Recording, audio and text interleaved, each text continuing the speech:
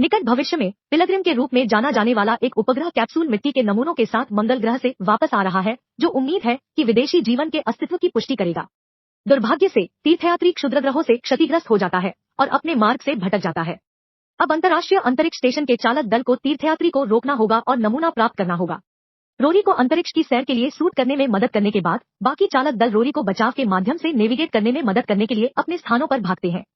Rory station की यांत्रिक भुजा तक पहुंचने के लिए बाहर तैरता है और तीर्थयात्री को पकड़ने के लिए मार्गदर्शन करता है, जो अचानक बहुत गति से आता है और संपर्क करने पर पूरे स्टेशन को हिला देता है। एक पल के लिए चालक दल को चिंता है कि कुछ गलत हो गया है, लेकिन रोरी ने खुलासा किया कि उसने बाद में तीर्थयात्री को सफलतापूर्वक पकड़ लिया। लक्वाग्रस एस्ट्रोबायोलॉजिस्ट जो सावधानी पूर्वक नमूने का परीक्षण शुरू करता है और मिट्टी में लगभग जीवाश्म एकल कोशिका जीव की खोज करने में प्रसन्न होता है। वह जीव को पुनर्जीवित करने की कोशिश करता है, लेकिन कोई प्रतिक्रिया नहीं होती है, इसलिए वह प्रोटोकॉल से वातावरण की नकल करने का फैसला करता है। विकास हार्मोन जोड़कर पृथ्वी पर काम करें।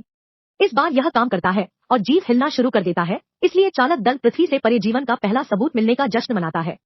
जल्द ही पृथ्वी पर समाचार आउटलेट इस अद्भुत खोज को कवर कर रहे हैं, इसलिए चालक दल स्टेशन में अपने काम को दिखाने के लिए टीवी पर दिखाई देता है और बच्चों को सीखने के लिए सब कुछ कैसे काम करता है, जिसमें यह बताना भी शामिल है कि अंतरिक्ष यात्री बाथरूम में कैसे जाते हैं। एक विशेष स्कूल को जीव के लिए एक नाम चुनने का सम्मान दिया गया है और बच्चे इसे केल्विन नाम देने का फैसला करते हैं, जिसे सड़कों पर भारी भीड़ द्वारा मनाया जाता है।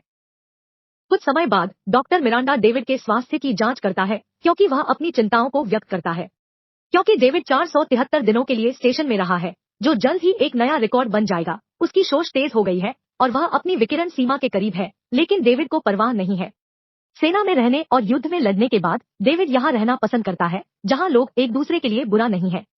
अगले दिन ह्यूग को पता चलता है कि केल्विन बहुत तेजी से बढ़ गया है और अब यह कर सकता है सैकड़ों कोशिकाओं में से जो एक तंत्रिका नेटवर्क विकसित कर रही हैं।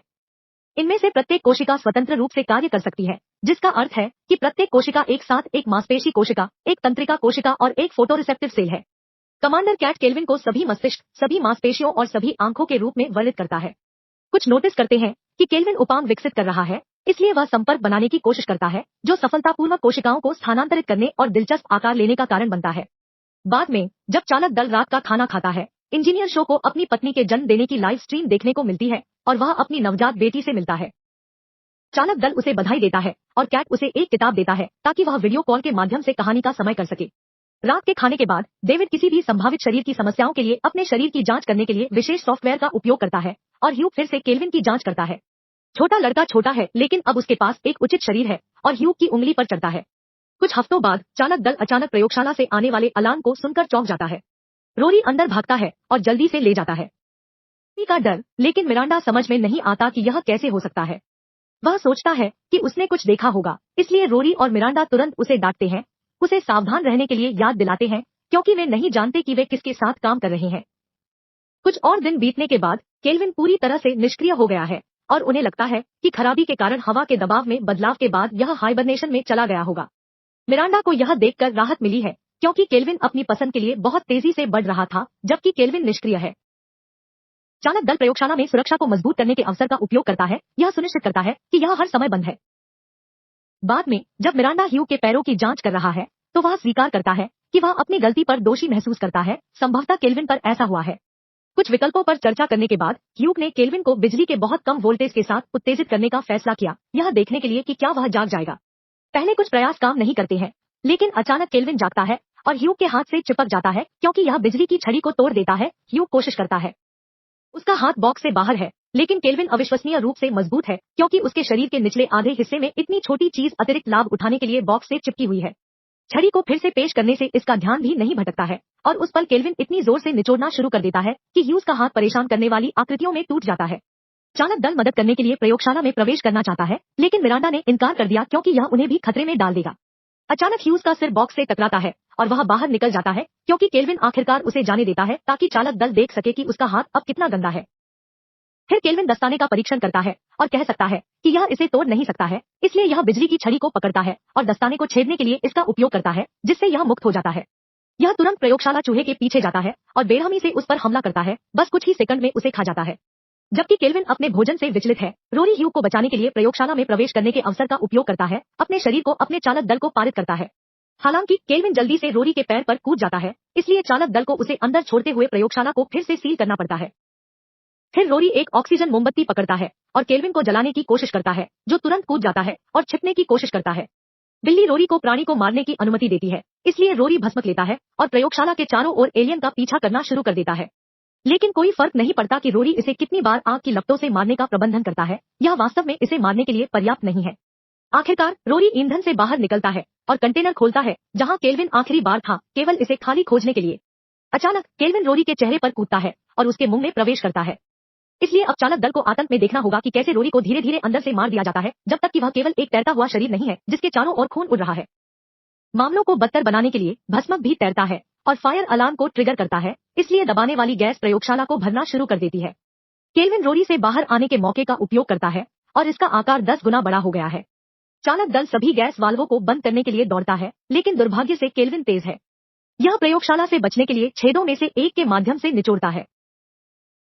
रोरी के शरीर को लपेटती है और कैट नासा को एक संकट कॉल भेजती है, लेकिन शो को पता चलता है कि संचार काम नहीं कर रहा है। ऐसा लगता है कि ट्रांसमीटर विफल हो रहा है, इसलिए उन्हें इसे ठीक करने और पृथ्वी से संपर्क करने में सक्षम होने के लिए बाहर जाना होगा। बिल्ली तुरंत स्पेसवॉक पर जाने के लिए सूट करती है और जब वह ट्रांसमीटर तक पहुंचती है तो उसे पता चलता है कि यह अधिक गर्म है। फिर वह शीतलक कक्ष को केवल खाली खोजने के लिए खोलती है, जिसका अर्थ है कि केल्विन ने इसे खाया होगा। अचानक एलियन शीतलक कक्ष से बाहर आता है और अपने सूट में एक रास्ता खोजते हुए खुद को बिल्ली से जोड़ लेता है। केल्विन अब बड़ा है, लेकिन सूट अभी भी बहुत मजबूत है, इसलिए यह इसे तोड़ नहीं सकता है। बिल्ली शीतलक वाल्व को बंद कर देती है और एयरलॉक में वापस भाग जाती है। लेकिन जैसे ही वह चलती है, उसे पता चलता है कि उसके सूट में तरल है। क्योंकि केल्विन ने अपनी शीतलक ट्यूब को क्षतिग्रस्त कर दिया है, तरल इसे देखने में बहुत कठिन बना रहा है। इसलिए उसके पास एयरलॉक तक तेजी से पहुंचने के लिए कूदने के अलावा कोई विकल्प नहीं है। यह एक जोखिम भरा कदम है क्योंकि उसे अनक्लैप करना पड़ता है, जिससे वह स्टेशन से टकराती है और एयरलाइन तक पहुंचने तक थोड़ा घूमती है। डेविड जल्दी से सूट करता है और उसकी मदद करने के लिए दौड़ता है। हालांकि बिल्ली का हेलमेट पानी से भर रहा है और वह पहले से ही डूब रही है। केल्विन को अपने साथ नीचे लाने के लिए वह एयरलॉक के लीवर को पकड़ती है और उस पर पकड़ लेती है ताकि डेविड इसे खोल न सके। कुछ और सेकंड में बिल्ली उदास होकर डूब जाती है और चालक दल को उसके शरीर को तैरते हुए देखना पड़ता है। दुर्भाग्य से केल्विन योजना पर पकड़ लेता है और शरीर के बहुत दूर जाने से पहले स्टेशन के शीर्ष पर कूद जाता है। चालक दल अपने कमांडर के लिए रोता है जब तक ह्यूग सभी को याद नहीं दिलाता है कि उन्हें केल्विन को जहाज से बाहर रखने के लिए कुछ करने की आवश्यकता है, क्योंकि यह स्पष्ट रूप से अभी भी जीवित है और वैक्यूम से अप्रभावित है। चूंकि थ्रस्टर्स एकमात्र तरीका है, इसलिए वे केल्विन का ट्रैक रखने के लिए तापमान सेंसर पर नजर रखते हैं। जब भी एलियन थ्रस्टर के करीब आता है तो शो केल्विन को दूर करने की कोशिश करता है, लेकिन यह सब लगातार विस्फोट स्टेशन को हिलाने और आगे बढ़ने का कारण बनता है। शो के पास स्टेशन को कक्षा में वापस रखने के लिए शेष ईंधन का उपयोग करने के अलावा कोई विकल्प नहीं है, जो केल्विन को फिर से अंदर घुसने की अनुमति देता है। बाद में ह्यूग ने एक सिद्धांत प्रस्तावित किया। केल्विन की प्रजाति लाखों सालों से मंगल ग्रह पर हावी रही होगी, लेकिन मंगल का वातावरण ढहने पर यह हाइबरनेशन में चला गया। वह सोचता है कि उन्हें केल्विन को एक गतिविधि में वापस लाने के लिए वातावरण की उसी कमी का अनुकरण करना चाहिए। चालक दल सहमत हो जाता है और वे एक कैप्सूल में पीछे हट जाते हैं। स्टेशन के बाकी हिस्सों से ऑक्सीजन को बाहर निकालने से पहले खुद को सील करते हैं। जब वे छत की अतिरिक्त परतों को जोड़ने पर काम करते हैं, ह्यूग छाया में कुछ से चौंक जाता है और अस्वस्थ महसूस करना शुरू कर देता है। मिरांडा उस पर जांच करने की कोशिश करता है, लेकिन वह कसम खाता है कि वह ठीक है। अगले कुछ घंटों के लिए चालक दल केवल चारों ओर इंतजार कर सकता है। वे अपने खोए हुए दोस्तों के लिए शोक करते हैं और ह्यूग ने जो कुछ भी हुआ उसके लिए खुद को दोषी ठहराया, लेकिन डेविड का कहना है कि केल्विन को लेने का यह एक टीम का निर्णय था। फिर ह्यूग बताते हैं कि केल्विन सिर्फ एक प्राणी है जो जीवित रहने की कोशिश कर रहा है और ऐसा करने के लिए उसे खिलाना चाहिए। उस समय ह्यूग बाहर निकल जाता है और कंप्यूटर इंगित करते हैं कि उसके जीवन स्तर गिर रहे हैं, इसलिए अन्य इसे स्थिर करने के लिए दौड़ते हैं। डिफिब्रिलेटर का उपयोग करते समय वे ह्यूजेस पर कुछ हिलते हुए देखते हैं। उन्होंने सूट को खोल दिया और तुरंत वापस कूद गए और पाया कि केल्विन पैर पर भोजन कर रहा था। ह्यूग ने अपनी हालत के कारण इसे कभी महसूस नहीं किया। मिरांडा केल्विन को झटका देने के लिए डिफिब्रिलेटर का उपयोग करने की कोशिश करता है, लेकिन यह केवल एलियन को तैरता है और दिखाता है कि उसका शरीर कितना विकसित हुआ है। चालक दल तुरंत बाहर निकलता है और गलती से विभाजित हो जाता है, इसलिए केल्विन को पकड़ने से पहले शो को एक स्लीपिंग पॉड के अंदर छिपना पड़ता है। जीव कसकर फली को पकड़ता है और इसे तोड़ने की कोशिश करता है, लेकिन यह जल्द ही ऊब जाता है और चला जाता है। इस बीच डेविड और मिरांडा ह्यूग के पास लौट आए, जिनके पास ज्यादा समय नहीं बचा है। वह अपने दोस्तों से उसे उठाने के लिए कहता है ताकि वह महसूस कर सके कि आखिरी बार तैरना कैसा है, और फिर वह मर जाता है। जबकि दोनों दुखी होते हैं, वे स्क्रीन पर एक बीपिंग लाइट देखते हैं और महसूस करते हैं कि केल्विन ने गलती से ह्यूजेस ट्रैकर को निगल लिया, इसलिए अब वे इसकी स्थिति का पालन कर सकते हैं और एक योजना बना सकते हैं।